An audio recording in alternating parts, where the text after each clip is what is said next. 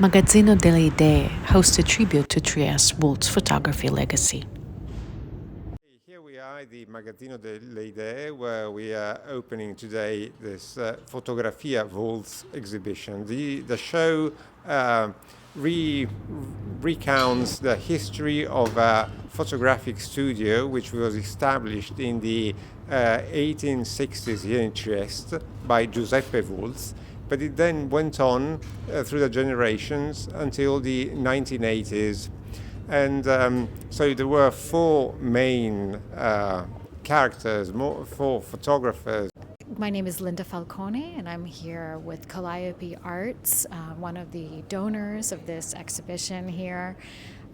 We're in the section that is linked to the Wulz sisters, and the Wulz sisters were very closely linked to Trieste and the history of Trieste. And what's interesting about them is in the 1920s, they took over their family photography studio and started representing women in different guises. So you see on the one hand with the Wulz sisters a lot of different portraiture and self-portraiture, but it really is a question of representing women in a different light, the new woman, a new century.